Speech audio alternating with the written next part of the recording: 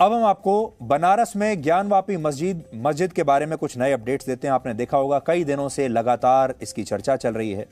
आज हम आपको उसका विश्लेषण तो बताएंगे ही, लेकिन उससे पहले आपको कुछ दुर्लभ तस्वीरें दिखाएंगे जिनमें आप टूटे हुए मंदिर के अवशेष देख पाएंगे। और बड़ी बात यह है कि राम मंदिर के निर्माण और ज्ञानवापी मस्जिद में मिले नए सबूतों के बाद अब पूरे भारत में इतिहास में दी गई जानकारियों को चुनौती दी जा रही है। हमें यह बात हमेशा याद रखनी चाहिए कि इतिहास हमेशा शक्तिशाली लोग और शासकों की कलम से लिखा जाता है, और हमारे देश में सैकड़ों वर्षों तक पहले मुगलों का शासन था, इसलिए उन्होंने अपना इतिहास लिखा। फिर अंग्रेजों का शासन आया, उन्होंने अपना इतिहास लिखा। और आजादी के 75 वर्षों में ऐसा पहली बार हुआ है जब इस इतिहास को, जो कि दूसरों ने लिखा है, उस इतिहास को हमारे देश में चुनौती मिल रही है। यानी भारत के लोग अब धीरे धीरे जागृत हो रहे हैं और वो जो बातें उन्हें पढ़ाई गई हैं, दिखाई गई हैं, बताई गई हैं, अब उसे चुनौती दे रहे हैं। आज इस मामले में कई महत्वपूर्ण नई बातें पता चली हैं और हमारी टीम ने उन दुर्लभ तस्वीरों को भी ढूंढ निकाला है जिनमें प्राचीन मंदिर के बचे हुए अवशेष आपको साफ दिखेंगे।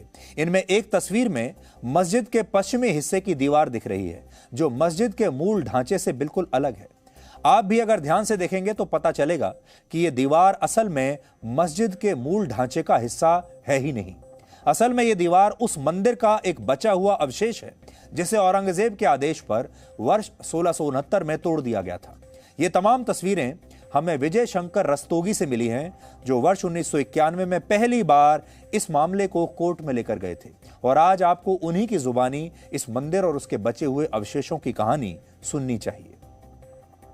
विजय रस्तोगी जी, क्या तस्वीरें आपने साक्ष्य के तौर पर स्वयंभू विश्वेश्वर ज्योतिर्लिंग के लिए अदालत में पेश की थी? ये तस्वीर मैंने कोर्ट में, निचली अदालत में और ऑनरेबल हाई कोर्ट इलाहाबाद में भी ये फाइल किया हुआ है जी। जिसमें इस विवादित स्थल के पश्चिमी दीवार को दिखाता है, जो पश्चिमी दीवार पुराने मंदिर की ही है जी। उसके नीचे आप देखेंगे तो ये पुराने मंदिर के जो गिराए गए थे उसके ध्वंसावशेष मौजूद हैं। और इधर श्रृंगार गौरी का जो पूजन होता है, श्रृंगार मंडप था जिसमें कि श्रृंगार गौरी का पूजा वगैरह होता था। ये जो तहखाना है, इसमें व्यास जी का जो है वो सारा सामान, हिंदुओं का अभी तक भी सामान वगैरह जो है वो सब इसमें रखा जाता है। जो यज्ञ व पूजा पाठ वहाँ और रामचरितमानस आदि का जो महोत्सव होता है वहाँ पर, उसके सारे सामान इसी में रखे हुए हैं। ये तहखाना किस तरफ से? नंदी जी की तरफ से है? नंदी के ठीक सामने ये तहखाना है, दक्षिण तरफ। ये श्रृंगार गौरी की तस्वीर हमको लगी। श्रृंगार गौरी की तस्वीर है जो श्रृंगार गौरी की पूजा हो रही है। ये चैत्र नवरात्रि के में चतुर्थी को जो है वो इसकी पूजा वगैरह का विधान। ये मस्जिद परिसर से कितनी दूरी पर है? ये परिसर से दूरी पर नहीं है, वो उसी में है। अच्छा। ये पश्चिम तरफ जो ध्वंसावशेष है उसकी दीवार में इनकी पूजा होती है। ये जो तस्वीर आप देख रहे हैं, ये लिखा है pillars of the old temple with lotus motifs ji.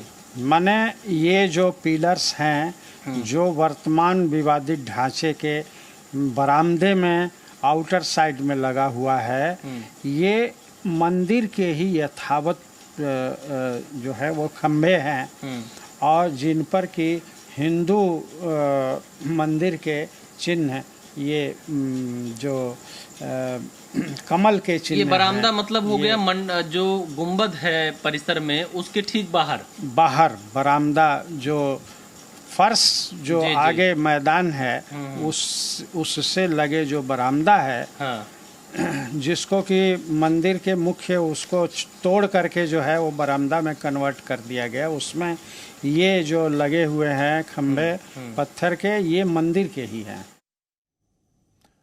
Banaras Hindu university के एक रिसर्च पेपर में भी ये बताया गया है कि औरंगजेब ने जानबूझकर इस मंदिर की एक दीवार को तोड़ा नहीं था ताकि इस शहर में रहने वाले हिंदू इस बात को कभी भूले नहीं कि वो मुगल शासकों के गुलाम होने से ज्यादा कुछ नहीं है। अब हम आपको ज्ञानवापी परिसर में मौजूद उस वजू खाने का एक नया वीडियो दिखाएंगे जहां शिवलिंग मिलने का दावा किया गया है। ये वीडियो वैसे तो 1 साल पुराना बताया जा रहा है, जिसमें नंदी की प्रतिमा आपको साफ दिख रही है। बड़ी बात यह है कि यह प्रतिमा उत्तर की दिशा में दिख रही है, जहां वजू खाने में शिवलिंग मिलने की बात कही गई है। हिंदू मान्यताओं के अनुसार नंदी को भगवान शिव का वाहन माना गया है और उनकी मूर्ति ज्योतिर्लिंग के ठीक सामने स्थापित होती है। यानी इस हिसाब से यह प्रतिमा उसी दिशा में देख रही है जहां वजू खाने में शिवलिंग मौजूद हो सकता है। इस्लाम धर्म में वजू को शुद्धि की एक प्रक्रिया माना गया है। इसके मुताबिक जब कोई व्यक्ति नमाज से पहले वजू करता है तो असल में इस दौरान अपने हाथ, मुंह, नाक, सिर, अपने बाजू और अपने पैरों को पानी से धोता है और फिर उसे नमाज पढ़नी होती है। वजू के लिए जिस तालाब या हौज का इस्तेमाल किया जाता है, जिसमें पानी भरा होता है, उसे ही वजू खाना कहते हैं। और इस मामले में हिंदू पक्ष का दावा है कि ज्ञानवापी मस्जिद के वजू खाने के बीच में जो पत्थर मिला है वही शिवलिंग है। हालांकि मुस्लिम पक्ष इसे एक शिवलिंग नहीं बल्कि फव्वारा बता रहा है। हालांकि ये शिवलिंग है या फव्वारा, इस पर कोर्ट कमिश्नर द्वारा 19 मई को यानी कल अदालत में सर्वे रिपोर्ट पेश की जाएगी। इसलिए आपसे भी हम ये कहना चाहेंगे कि अफवाहें तो बहुत सारी चल रही हैं, बातें बहुत सारी चल रही हैं, सोशल मीडिया पर भी बहुत सारी बातें आ रही हैं, लेकिन कल तक का इंतजार कर लीजिए। अदालत में वो रिपोर्ट पेश होगी और तब आपको सही जानकारी मिल पाएगी कि वहां पर क्या था। आज जो बात हम आपसे कहना चाहते हैं वो यहां से कहीं आगे की बात है, बड़ी बात है। यह तो एक मंदिर और एक मस्जिद के इतिहास की बात हो गई, लेकिन बड़ा मुद्दा क्या है? बड़ा मुद्दा यह है कि इतिहास वही लोग लिखते हैं जो शक्तिशाली होते हैं, जो शासक होते हैं। इतिहास रूलर्स यानी शासकों द्वारा ही लिखा जाता है, जो अपनी ताकत के बल पर एक बड़ी आबादी पर राज करते हैं और उनकी ताकत के बल पर ही उनके मन मुताबिक कलम चलती है और फिर उनके मन मुताबिक इतिहास लिखा जाता है। वही इतिहास रचते हैं जिसे सैकड़ों वर्षों के बाद लोग पढ़ते हैं। वर्ष 1526 से 1857 के बीच जब भारत पर मुगलों का राज था, उस समय यह इतिहास मुगलों के दरबारी इतिहासकारों द्वारा लिखा गया और इसमें मुगल शासकों को भारत के एक नायक के तौर पर पेश किया गया, जैसे कि वो बहुत बड़े हीरो हैं और बहुत बहादुर योद्धा हैं।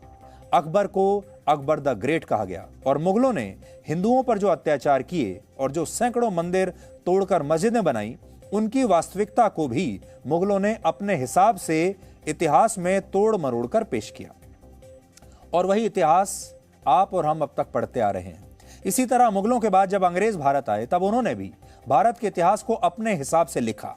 अंग्रेजों ने भारत का जो इतिहास लिखा, उसमें भारत की सांस्कृतिक पहचान, उसके मूल व्यवहार और उसकी वास्तविकता को हमेशा लोगों से छिपा कर रखा। और सबसे बड़ी बात जो अंग्रेजों ने हमें दी वो है हीन भावना। अंग्रेजों ने अपने शासन के दौरान हर भारतीय के मन में एक हीन भावना भर दी, जिसमें यह बताया गया कि भारतीय जो हैं वो बहुत ही छोटे स्तर के इंसान हैं और उनके अधिकार कोई नहीं है। और वही बात आगे तक चलती चली गई और बाद में भी जो लोग आजाद भारत में भी पैदा हुए, उनके मन में भी वो हीन भावना चलती चली गई। 15 अगस्त 1947 को जब भारत आजाद हुआ, तब भी हमारे देश में इतिहास की रूपरेखा बदली नहीं। होना यह चाहिए था कि जब भारत आजाद हुआ तब उसे अपना नया इतिहास लिखना चाहिए था, उसे अपने बारे में सही बातें लिखनी चाहिए थी, व्यवस्था को बदल देना चाहिए था। लेकिन यह हुआ नहीं। और ये इसलिए नहीं हुआ क्योंकि आजादी के बाद भारत पर ऐसे ही नेताओं ने शासन किया जो अंग्रेजों की एक बी टीम का हिस्सा थे।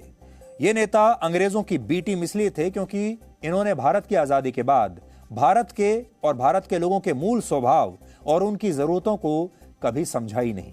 और तब हमने संविधान से लेकर देश के कानून तक सब कुछ अंग्रेजों से कॉपी पेस्ट कर लिया। यानी जो अंग्रेज छोड़कर गए थे उसी व्यवस्था को हमने जारी रखा, अपना उसमें कुछ जोड़ा नहीं।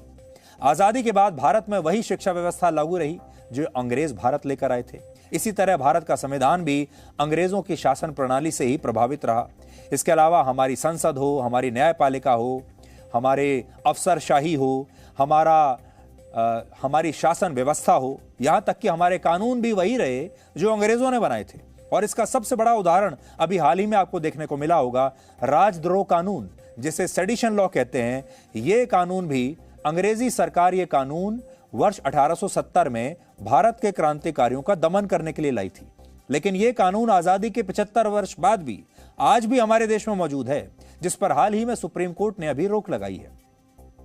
यानी हमारे देश के नेता अंग्रेजों से इस कदर प्रभावित थे कि उन्होंने भारत की मूल पहचान और उसके इतिहास को कभी ना तो समझने की कोशिश की, और जब समझा ही नहीं तो बदलते कैसे।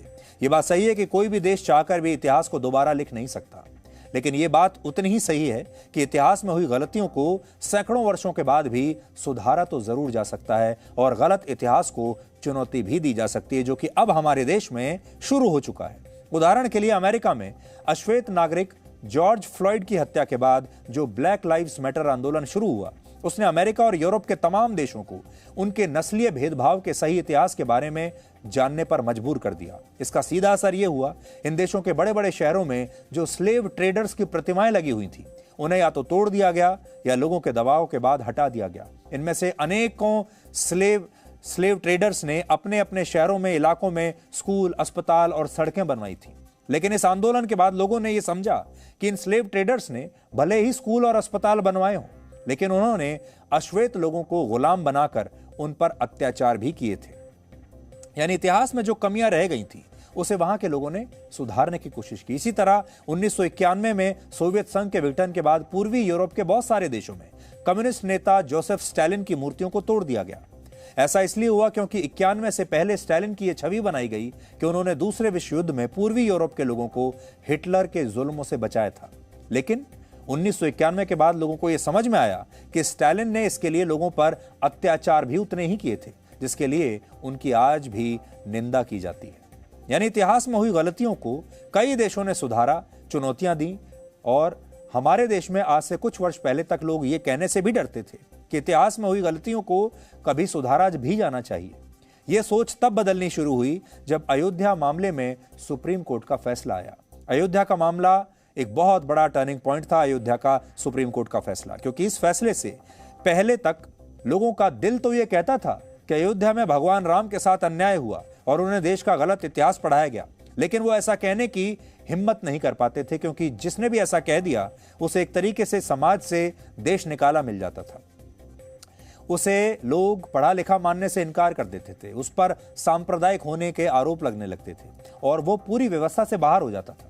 लेकिन इस फैसले के बाद लोगों का दिमाग खुलना शुरू हुआ और उन्हें पता चला कि कैसे भारत से उसका सही इतिहास छिपाने की कोशिश की गई है। और आज जो ज्ञानवापी का मामला आप सबके सामने आया है, इससे भारत के प्राचीन और सांस्कृतिक इतिहास के बारे में अब पूरे देश को पता चल रहा है। ये वो सच है जिसे हमारे देश के इतिहास की किताबों, हमारे देश के शिक्षकों, बुद्धिजीवियों, मीडिया, न्यायपालिका और पॉलिटिकल सिस्टम ने ईमानदारी से देश के लोगों को बताने की कोशिश नहीं की। हमारी अदालतों ने भी नहीं किया, क्योंकि हमारी अदालतें आज भी माय लॉर्ड के सिद्धांत पर चल रही हैं, जो कि अंग्रेजों ने स्थापित किया था। हमारी अफसरशाही भी उसी सिद्धांत पर चल रही है जो अंग्रेजों ने शुरू किया था। लेकिन अब यह स्थिति बदल रही है और इसमें आया बदलाव नए भारत के नए इतिहास को एक नई दिशा दे रहा है। आज आप देखेंगे ऐसे जितने भी मामले हैं जहां देश में मंदिरों को तोड़कर मस्जिदें बनाई गईं, अब उन सब पर हमारे देश में बात होनी शुरू हो गई है। इनमें मथुरा के शाही ईदगाह मस्जिद मामले में मथुरा कोर्ट में एक याचिका दायर हुई है, जिसमें इस मस्जिद का सर्वे कराने की मांग की गई है।